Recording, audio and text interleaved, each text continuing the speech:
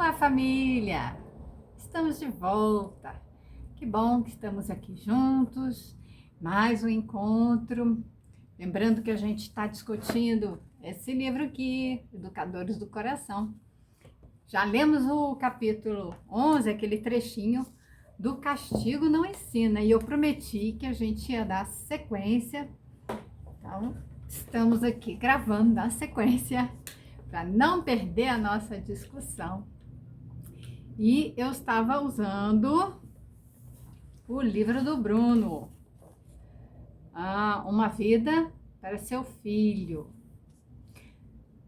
Pais Bons o Bastante. Esse título é bem sugestivo, né?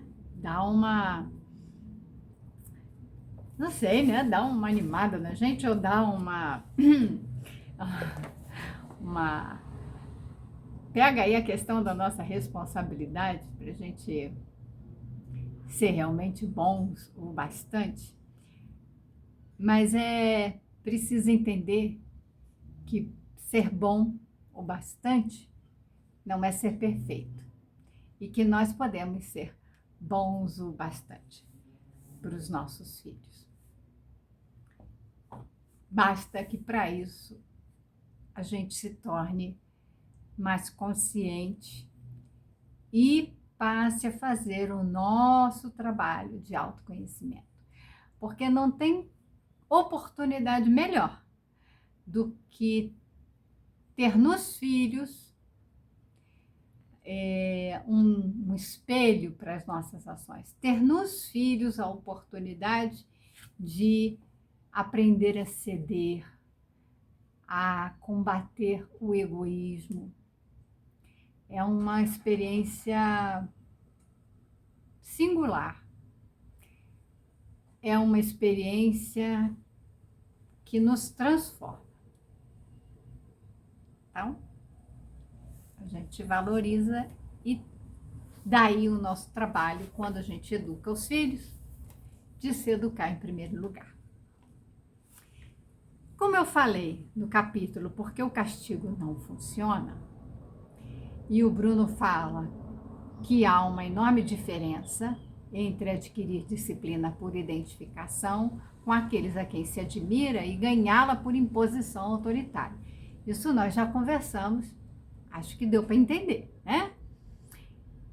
A disciplina imposta a uma criança será provavelmente contraproducente. Esse foi o ponto que nós paramos na nossa conversa. Até mesmo prejudicial, aquilo que o pai desejaria conseguir. Então, se eu quero que a criança me obedeça, que ela faça aquilo que eu estou dizendo e ela não faz, eu castigo, a gente acha que vai conseguir? A criança que foi punida, que foi castigada, ela vai fazer aquilo que o pai e a mãe estão querendo? Algumas vão. Depende de cada criança. Depende do nível de agressão que tem nessa prática punitiva, nesse castigo. A criança, ela vai lembrar. Lembra que a memória, ela está vinculada à forte emoção. Se diz que a cola da memória é a emoção. Cola. Colou. Ficou na memória, ficou registrado. Por que se fala tanto em trauma hoje?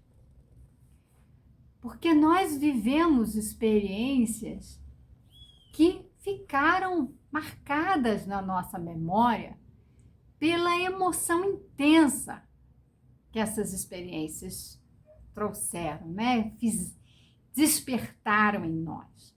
Então, assisti um acidente, eu estava contando outro dia para uma pessoa que eu era criança, estava num carro junto com outros amigos indo para a escola e o pai de uma dessas crianças é que estava dirigindo.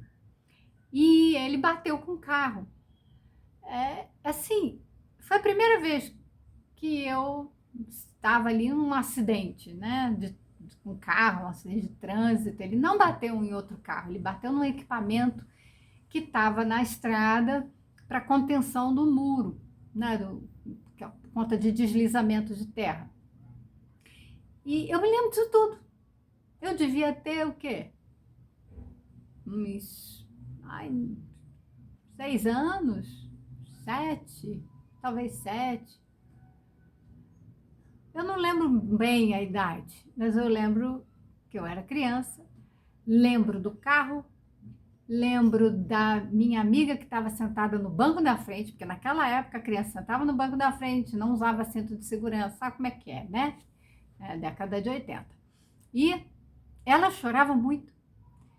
E alguém parou na estrada, nos deu carona, me deixou em casa e eu me lembro de ligar para a escola para avisar que houve um acidente. Tudo isso está na minha memória, entre tantas outras coisas. Mas esse foi o meu primeiro momento no envolvimento de um acidente de carro, que eu não me machuquei, ninguém ali se machucou, na verdade, foi um grande susto, mas é o susto, é uma emoção, um grande susto, o inesperado, algo que despertou ali um impacto, e esse momento cola, vai para a memória e fica registrado. Por quê? Porque a memória, ela está ligada a um mecanismo de defesa, de sobrevivência. Eu preciso lembrar das coisas que são perigosas para mim, para que eu as evite, para que eu possa sobreviver. Isso é um mecanismo natural. Então, o que acontece nesse momento em que eu posso usar ali de um castigo, de uma punição mais intensa? Eu posso bater, posso machucar, posso usar de palavras rudes, posso humilhar, posso gritar. Isso vai ficando colado. A experiência emocional da criança cola na memória. Eu lembro de outras coisas também, de tomar uma palmada, né, uma chinelada, umas coisas assim, que a gente geralmente fica assustado, fica com medo, fica com raiva, fica triste. Então são essas emoções despertadas. O castigo, ele não faz despertar em nós a emoção da alegria, mas nós também temos memórias de um dia muito feliz, de um dia muito gostoso, muito alegre, em que nós fizemos aquilo que gostávamos, né? Isso cola na memória. Já entenderam o mecanismo da memória, por isso que gera o trauma. E tem pessoas que não querem lembrar, porque a pessoa que sofre trauma, ela não quer lembrar do que ela lembra. E isso gera todo um mecanismo de repressão. E aquelas memórias estão ali, aquela experiência dolorosa está ali, e fica aquilo criando uns monstros dentro da gente. Fica ali na sombra, criando uma espécie de bolor, tá? Então, essa imagem que eu faço são pessoas que vão trazer essa dor embolorada, mofada, uma podre, com cheiro ruim, com gosto ruim, com aspecto ruim. Esse é o tamanho da dor que a gente guarda quando não elabora, quando não limpa. E a gente traz isso e finge que não está lá. Está tudo mofado dentro do baú, na sombra lá do nosso inconsciente. Então, o castigo, ele pode fazer com que reprima a criança, viva essa experiência e ela reprima aquele comportamento. Eu não posso fazer isso porque se eu fizer, eu apanho. Diz o seguinte, como que a gente acha que nasce a mentira numa criança? Eu quero fazer, eu estou super curiosa, super interessada em, por exemplo, quero beber. Aqui tem água, mas vamos dizer assim, eu quero experimentar bebida alcoólica. E eu sou proibida. Então já despertou curiosidade da criança. Então o que acontece? Ela vai lá, escondidinho, e experimenta. Aí o pai e mãe fica sabendo, faz o quê? Ao invés de explicar o que é a bebida, o que acontece com ela, perceber o que a criança sentiu, pune, põe de castigo, briga, não sei o quê. A criança vai dizer que bebeu. Toda vez que ela quiser beber, ela vai fazer escondido. Então, reprimir a criança, por exemplo, pegou a criança fumando. Estou usando alguns exemplos assim, mas tem coisa muito séria. Que ao invés de a gente parar e explicar, a gente ameaça. Se eu pegar você fazendo isso de novo, você vai ver. Né? A gente costuma fazer essas ameaças e a criança fica assustada, com medo, e vê que aquela pessoa que é a referência de confiança não é mais possível confiar nela, não é possível mais contar para ela. Então, se o pai fala ou a mãe fala, se eu te pegar fazendo isso de novo, você vai ver, vai ficar de castigo, eu vou te bater, blá, blá, blá, blá, a gente ameaça. A criança vai fazer escondido. Se for pega, vai dizer o quê? Né? Não fiz não, ela vai negar, então ela vai mentir. Você fez isso? Você foi a tal lugar? Não. Por quê? Porque se eu assumir que eu fiz, eu estou dizendo que, né? Que eu estou assumindo ali que eu vou receber essa punição que foi ameaçada. E eu não quero sofrer essa punição. Então eu minto, eu escondo, eu não confio. E começamos a criar nas relações familiares esses segredos, essas desconfianças, esse distanciamento. Então, quando eu já orientei muita gente nesse sentido, quando uma criança diz que fez alguma coisa e nós entendemos que o que ela fez foi errado, não é para punir, é para orientar, para que ela possa entender que ela está sendo acolhida, ela está sendo então, orientada, redirecionada e que, principalmente, ela pode confiar, ela pode contar as suas questões, os seus problemas, seus medos, suas inseguranças, tudo.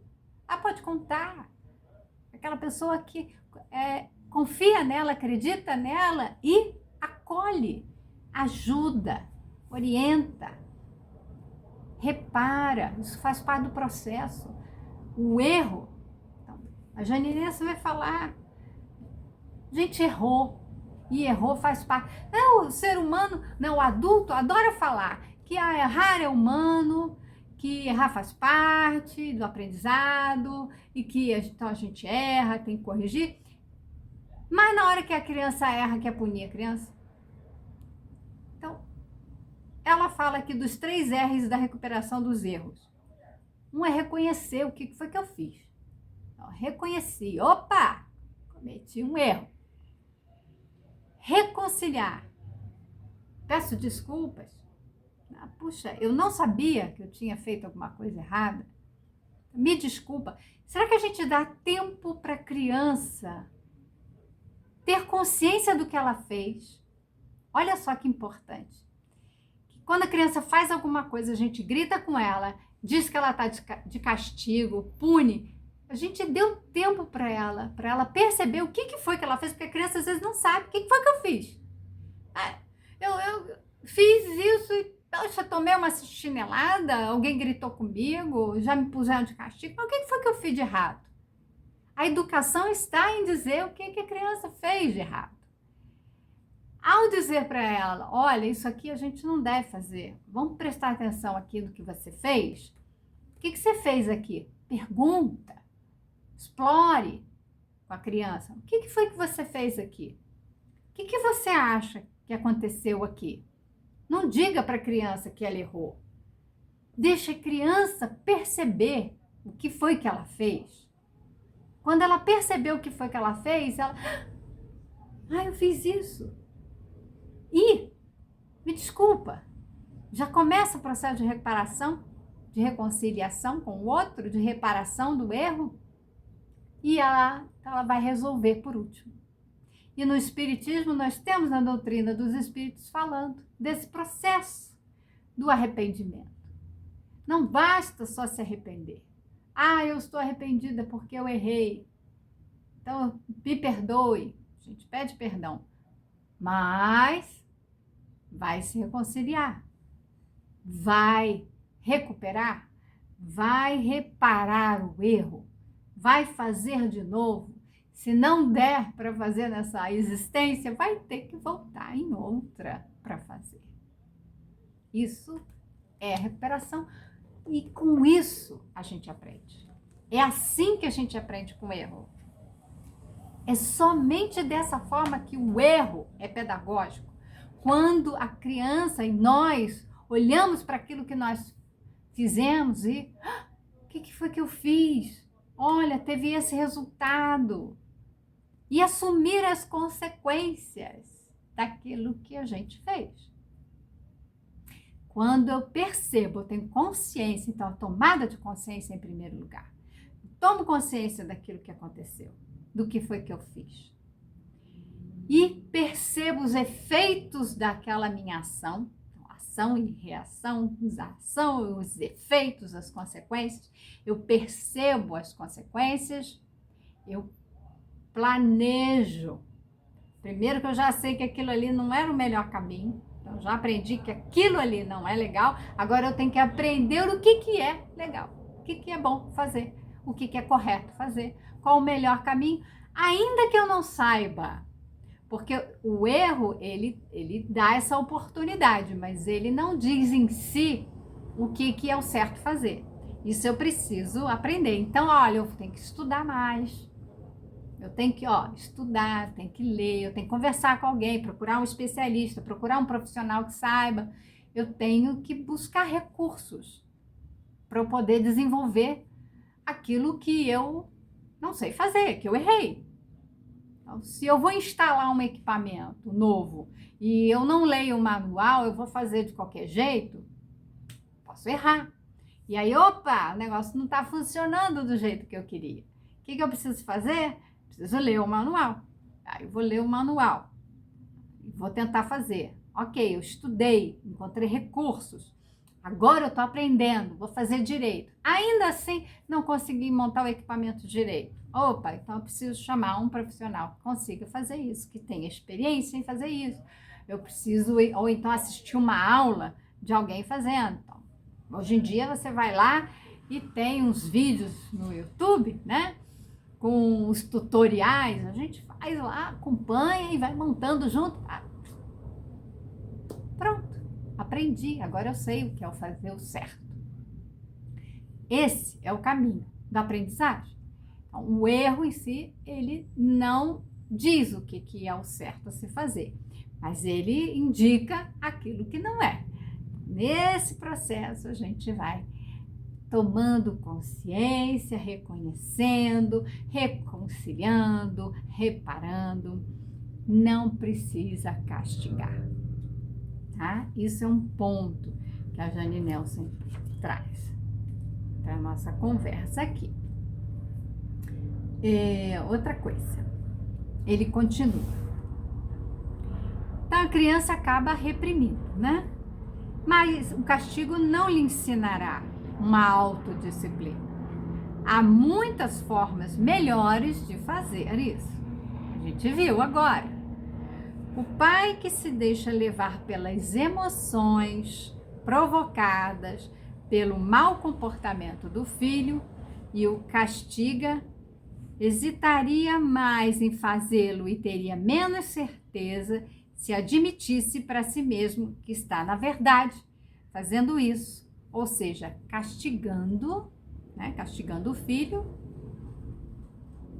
e deixar-se de camuflar os seus atos como um método educativo. Olha, agora nos tocou profundamente.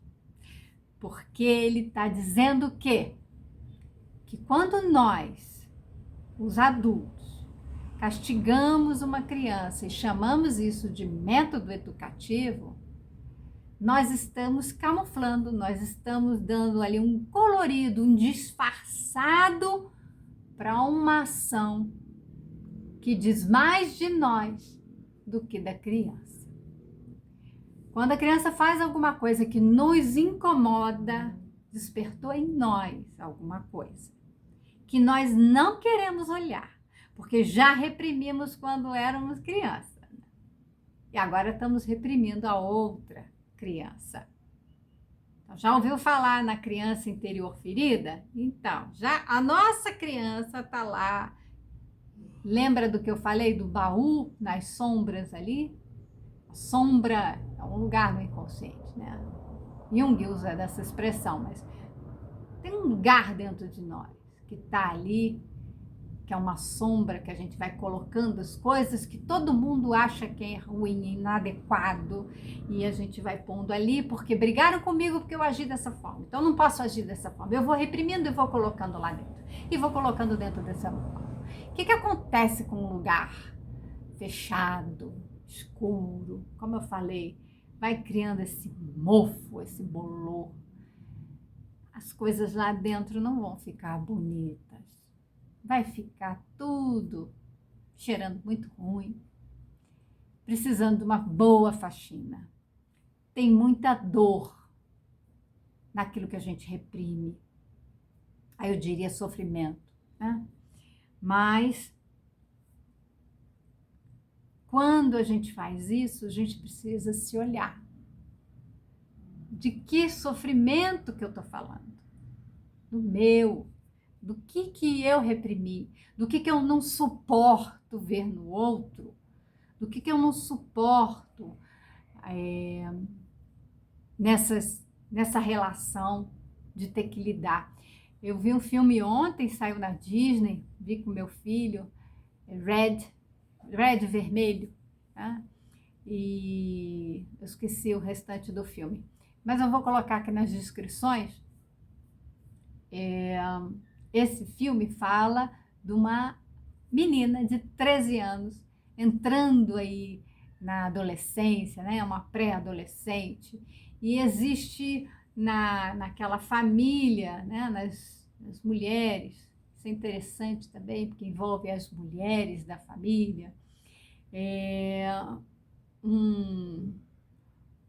algo que emerge nelas, que vem de uma energia da raiva também. Então, esse vermelho eu não vou entrar em muitos detalhes do filme, mas fica aí a questão.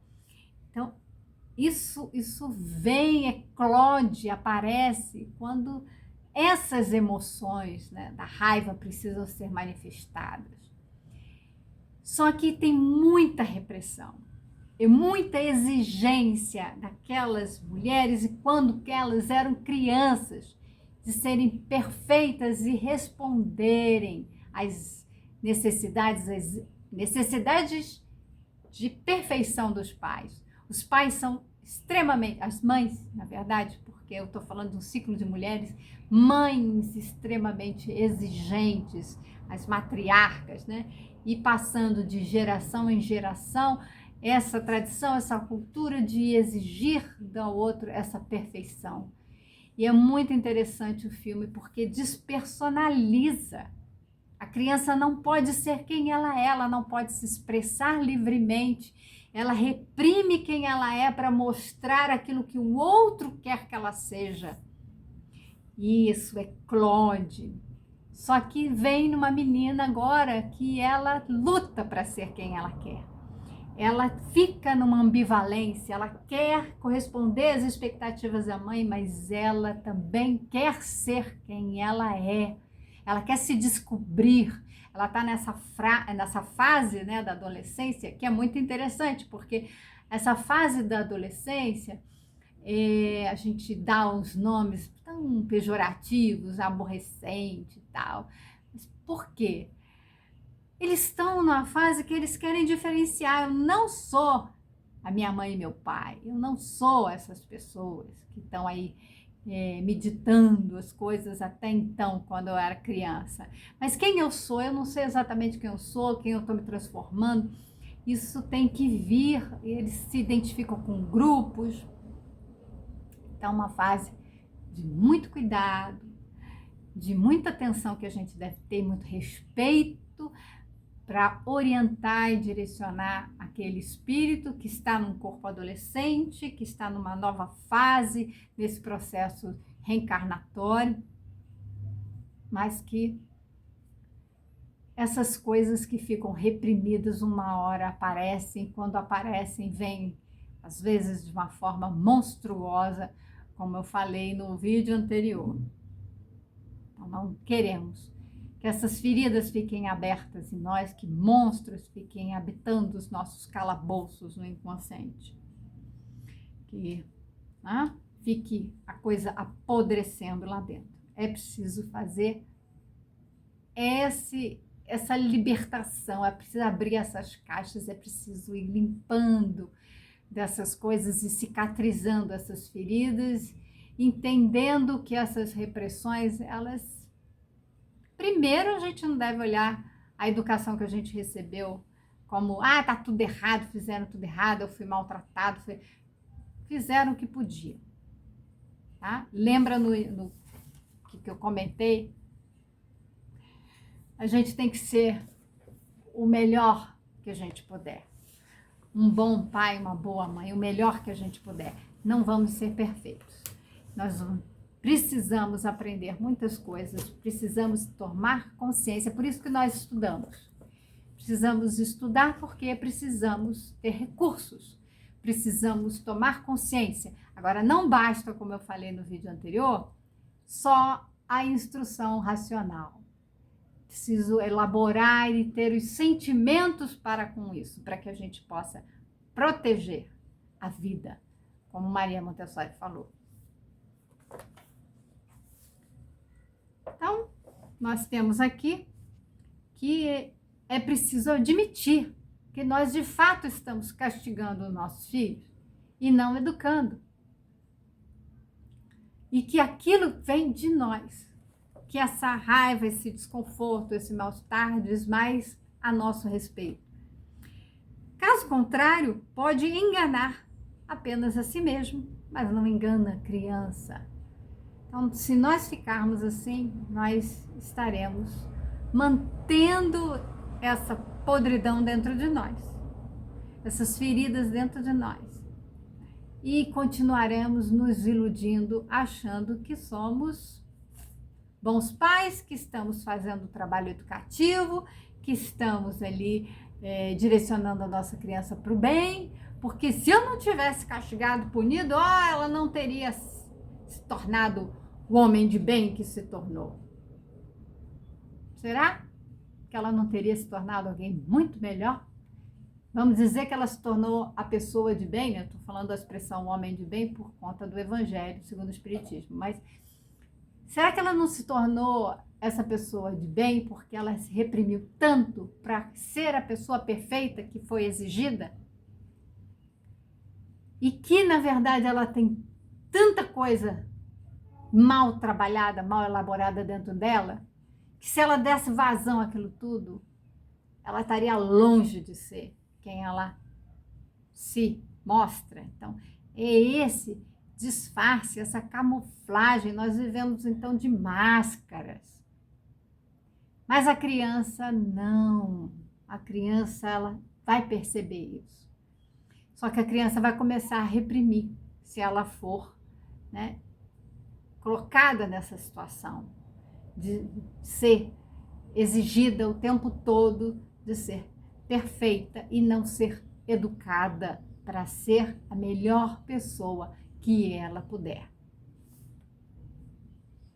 O que as crianças aprendem com o castigo? Foi o que eu deixei aí pendurado de pergunta no vídeo anterior. O que elas aprendem quando a gente castiga, quando a gente usa da punição?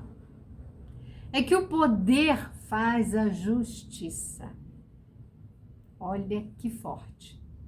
O poder quem tem o poder é que controla, é quem diz as regras, é quem diz o que é certo e o que é errado. Quando forem grandes e fortes o suficiente, lembra disso, que a criança vai crescer. Lembra que a criança constrói o adulto que ela vai se tornar. Maria Montessori também fala disso. A criança, ela está construindo o adulto. Se você quer um mundo melhor, é na criança que você tem que investir. É na educação de uma criança feliz, de uma criança que compreende, que ela tem compaixão, empatia, que ela respeita e protege a vida. Essa criança vai se tornar o adulto que vai transformar o mundo. Então, se o mundo hoje está ainda beligerante, se é um mundo hoje em que a gente fala, e eu coloquei até no meu canal lá do Instagram, no canal de psicologia, eu perguntei o que é a vida, né? Então, dá uma palavra, complete essa frase, a vida é. Se a gente diz que a vida é uma porcaria, que a vida é sofrimento, que a vida é uma luta, que a vida é uma briga, que a vida é um... A gente vive isso dentro de nós. Como é que a gente vai construir um mundo melhor? Agora, se a vida ela é bonita, se a vida é uma dádiva, se a vida é uma alegria, se a vida é plena, ela é representação de Deus, ela é amor. Eu vejo a vida com outros olhos e vivo a vida de outra forma.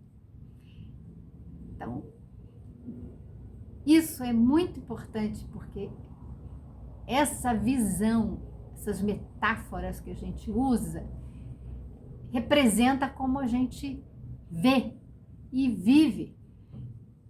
Como é que a gente quer que a criança vá transformar o mundo num mundo melhor? Se ela está construindo um adulto reprimido, um adulto sofrido, um adulto que vê, se ela apanhou e foi castigada, se essa vida é muito ruim, é uma vida que só castiga, eu só sou punida, é uma vida só de violência, a vida é uma droga, uma porcaria, a vida é ruim, porque eu só vivi de castigo, de punição. Precisamos entender que a criança constrói o adulto que viverá e mudará o mundo. Então, tem poder. Quem castiga usa de um poder e ele faz a própria justiça. Não é a justiça divina aqui, é a própria justiça, aquilo que eu julgo que é certo, que é errado. Então, quando forem grandes, que eu falei, né? Essas crianças vão crescer, tentarão se vingar. Assim, muitas crianças punem os pais, agindo de maneira a desgostá-los. Seria bom que lembrássemos. E eu vou pegar, então, o livrinho agora da disciplina positiva, porque ela vai falar desse comportamento da criança.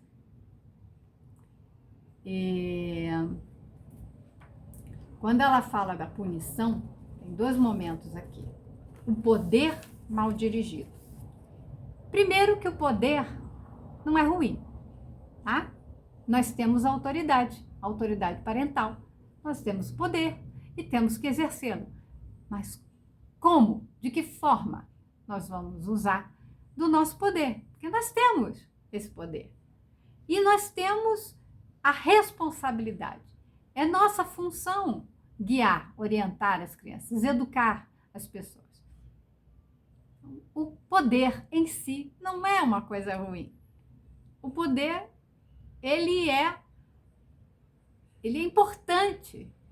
A gente tem que dar valor, mas saber usar desse poder que nós temos. Então, ele pode ser usado de uma forma construtiva ou destrutiva, como a Jane Nelson coloca, né? Isso é óbvio, como que eu vou usar o poder é que vai determinar as coisas, ação e reação.